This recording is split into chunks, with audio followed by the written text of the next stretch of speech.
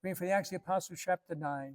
Saul, still breathing murderous threats against the disciples of the Lord, went to the high priest and asked him for letters to the synagogues in Damascus, that if he should find any men and women who belonged to the way, he might bring them back to Jerusalem in chains. On his journey, as he was nearing Damascus, a light from the sky suddenly flashed around him. He fell to the ground and heard a voice saying to him, Saul, Saul, why are you persecuting me?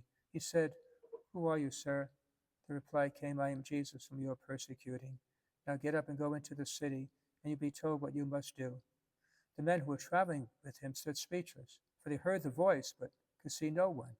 Saul got up from the ground, but when he opened his eyes, he could see nothing.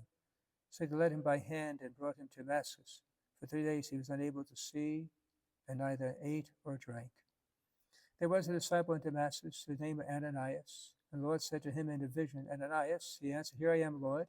The Lord said to him, Get up and go to the street called Straight, and ask the house of Judas for a man from Tarsus named Saul. He is there praying, and in a vision he has seen a man named Ananias come in and lay his hands on him, that he may regain his sight. But Ananias replied, Lord, I have heard from many sources about this man, what evil things he has done to your holy ones in Jerusalem. And here he has authority from the chief priests to imprison all who call upon your name. But the Lord said to him, Go, for this man is a chosen instrument of mine, to carry my name before Gentiles, kings, and children of Israel. And I will show you what he will have to suffer for my name. So Ananias went and entered the house. Laying his hands on him, he said, Saul, my brother, the Lord has sent me. Jesus will appear to you on the way by which you came, that you may regain your sight, be filled with the Holy Spirit. Immediately, things like scales fell from his eyes. He regained his sight. Got up, baptized. When he eaten, he recovered his strength. This story about Paul's conversion, I never tire of hearing it or reading about it. It's just, again, one of the amazing events, one of the greatest events in the whole life of the church. For Paul is the greatest missionary. I mean, indirectly, he did more to spread the faith, and I guess you could say even Jesus himself. He was the missionary embedded in the apostles. He was a fellow who was rounding him up. I want to persecute them. He becomes the greatest Christian apologist, the greatest preacher.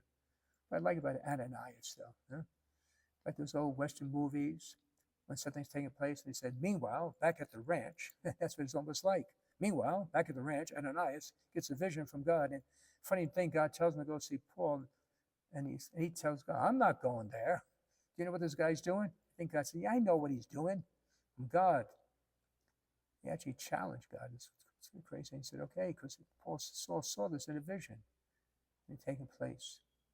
So nothing's impossible, no matter where we walk in the Lord, or maybe a loved one who may be far off.